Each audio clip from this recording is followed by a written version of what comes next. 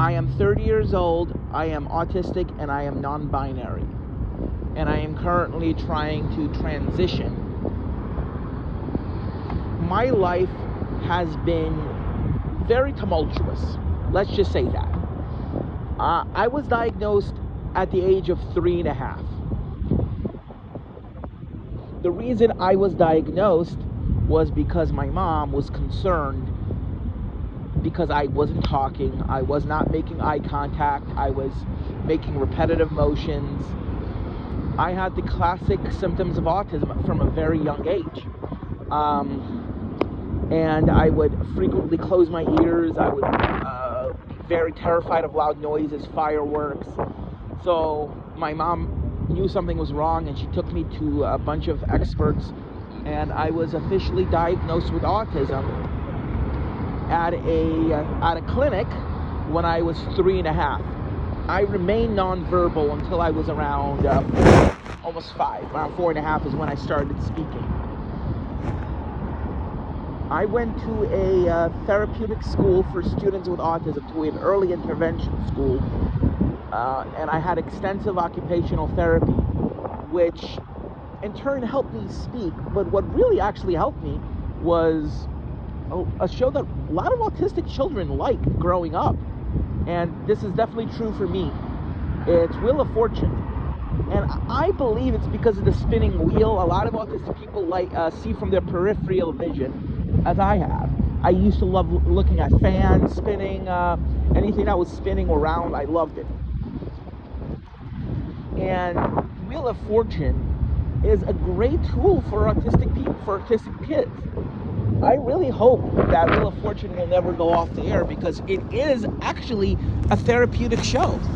You would not think, but Wheel of Fortune is, I credit Wheel of Fortune with actually helping me understand how to speak, what letters are. In fact, more from Wheel of Fortune than from reading books. Like I knew, what the sounds of letters were. And it wasn't the ABC song. I mean, yeah, that helped a little bit, but that's my early childhood. Going to school, early school was okay. I had some incidents, but the real problem started when I was about 5th, 6th grade. The bullying got really bad. Also, when I was in 2nd grade, it got really bad. There was this bully who would be very physically abusive, very violent, and it was my first experience with what bullying really is. Not a little bit of teasing, how like, haha, you're weird. No, I mean, like being punched, being kicked, having your nose busted. Yeah, I had experienced that at 8 years old. Yeah. So, and also I experienced a lot of physical abuse at home. So it wasn't all too shocking to me, because I experienced the same crap at home by some of my abusive relatives. My mom wasn't physically abusive. She was more so emotionally abusive. She would constantly put me down, compare me to my father, saying, oh, you're going to be just like him. Basically, my mom divorced my father because he was mentally ill. He developed mental illness as a result of trauma. He developed severe PTSD and bipolar, and he developed, I believe, schizoaffective or schizophrenia. And when I was about 13 years old, I went to middle school, and the bullying there got really bad. I was physically abused, physically assaulted, by several students in the inclusion program. So I had a para with me, a paraprofessional, who would accompany me to all the classes, which was embarrassing. But what she would do, she would take notes for me, which was very helpful. And she also provided emotional support because I was being bullied, mostly in the inclusion program. In the classroom itself, there were a couple incidents where I was being teased because of my stims. There was one incident where I had I had a tic. I had a Tourette's episode where I just shouted something out for no reason. It was one of my stims, and the class started laughing at me. And a paraprofessional broke down into tears because she saw how hurt I was by the bullying. But I felt bad. I felt like I did something wrong by making the kids laugh at me and then her feel. I thought I was going to get in trouble by the inclusion program director. Why did I think that? Because the inclusion program director constantly punished me for the most ridiculous things. Like, if I got bullied in front of her, she didn't do anything to stop the bullying. Nah.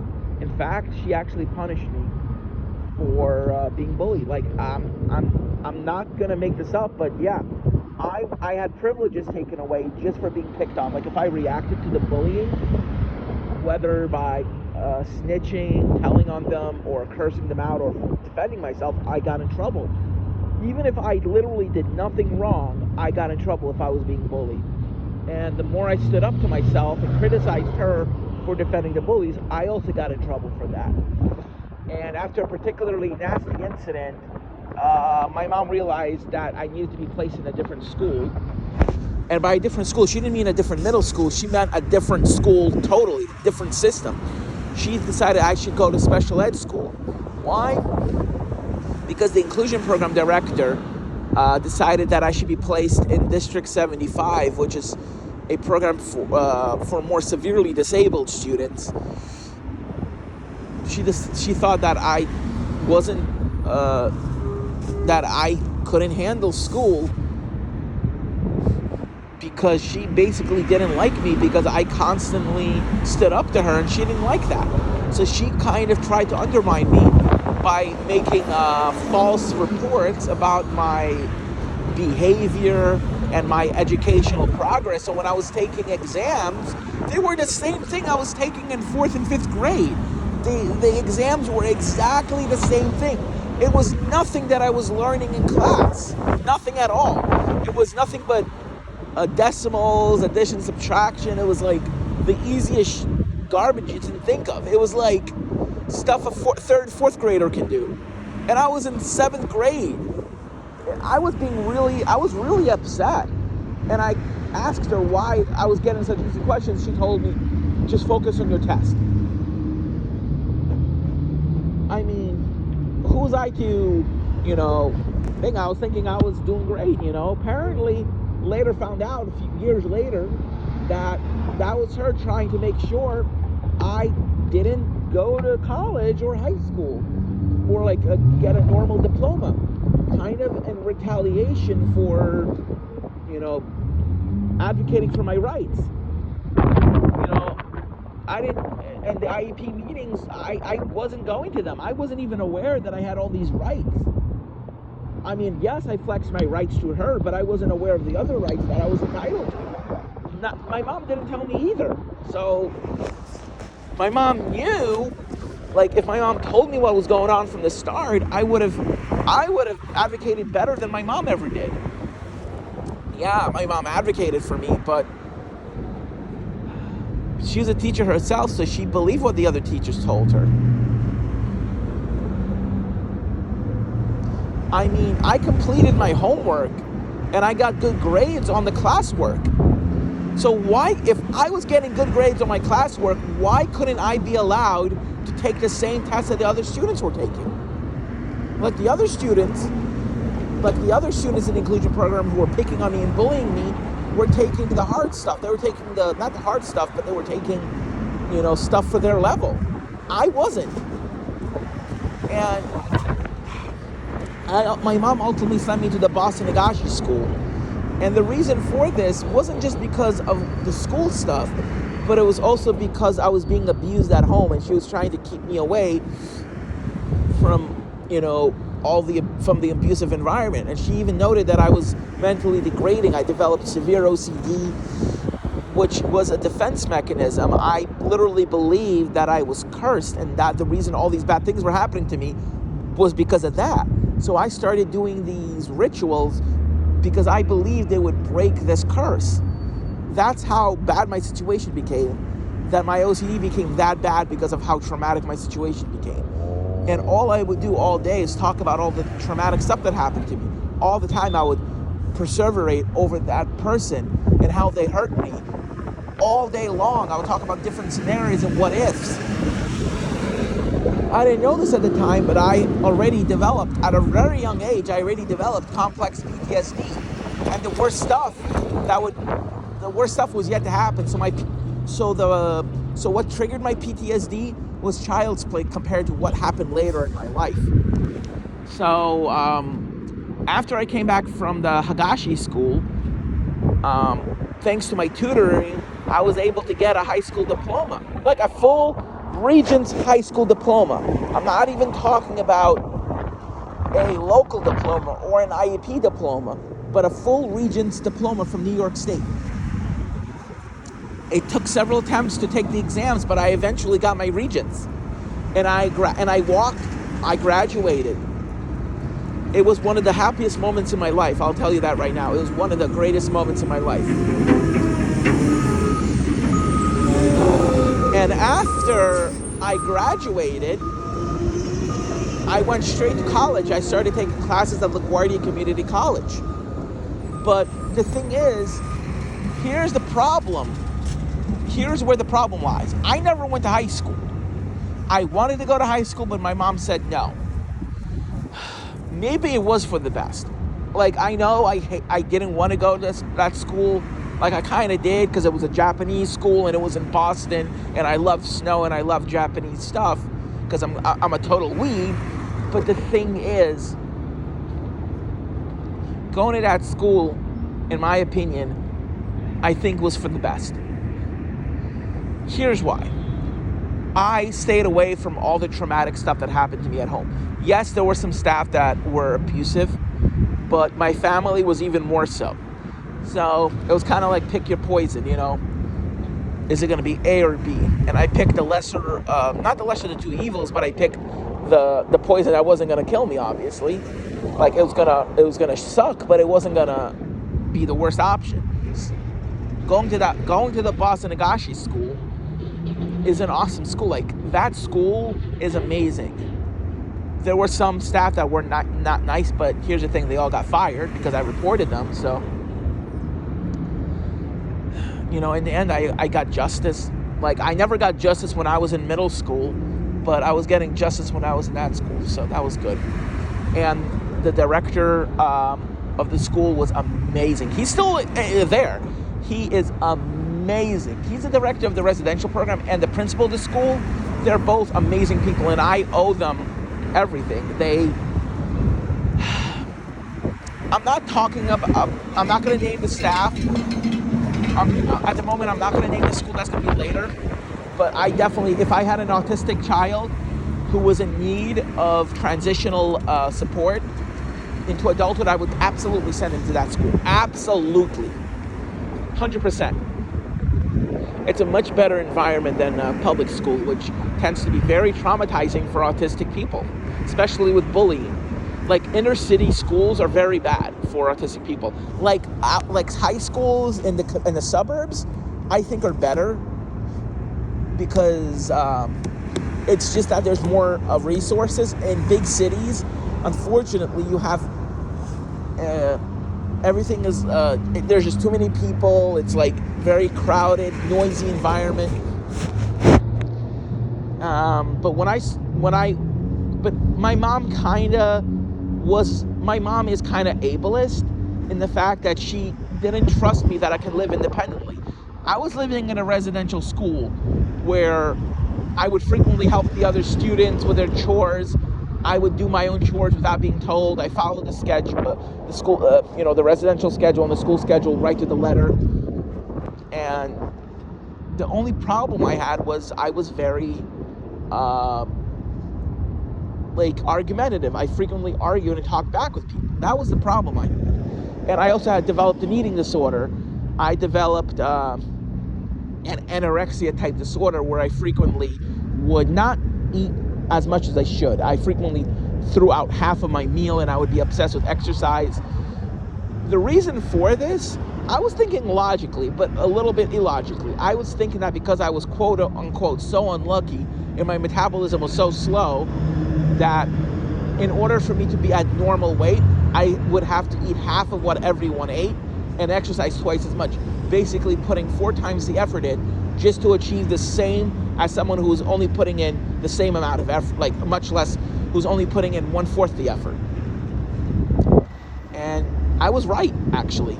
Despite eating half of what I was served and exercising more than almost all the other students, my body lost weight. It did lose weight. I lost about 50 pounds, but my BMI was still very high. It was in the mid-20s.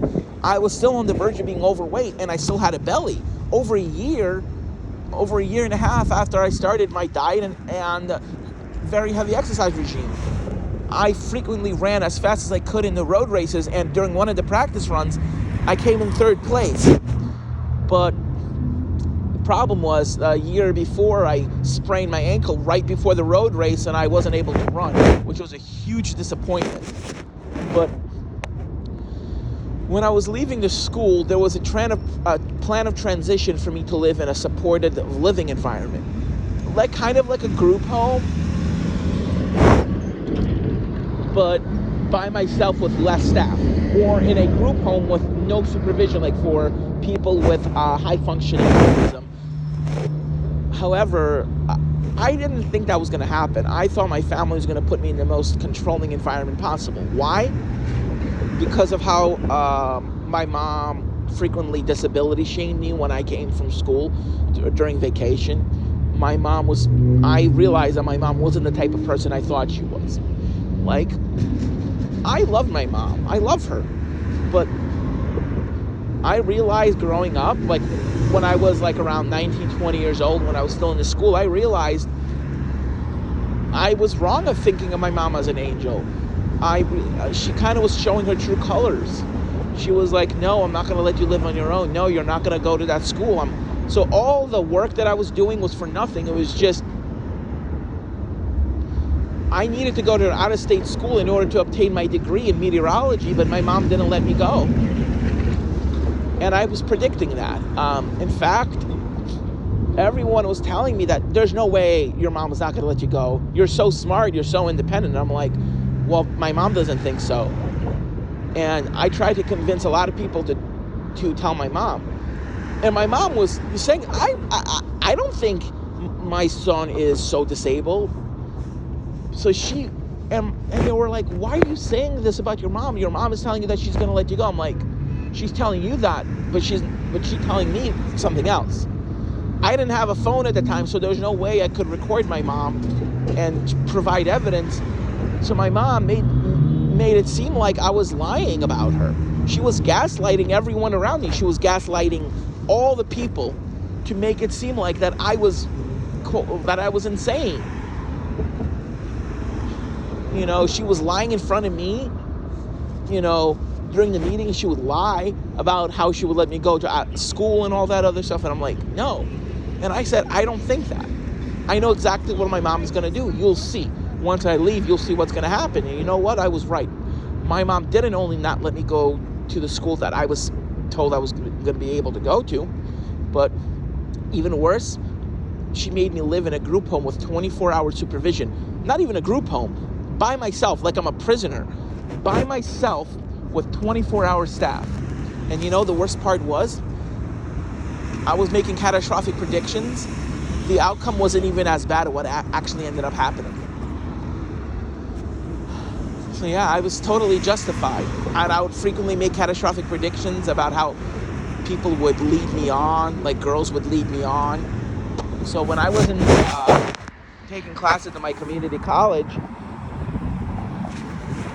I made predictions that the girl I was in that the girl in this class who asked me out on a date was just playing with my emotions and was just leading me on.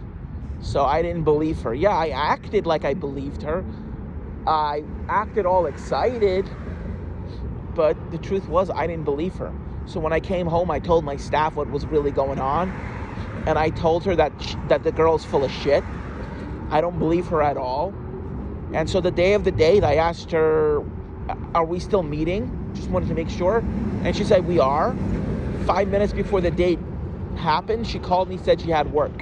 Well, not 5 minutes, but 20 minutes before we were supposed to meet up. She called me, told me she had work.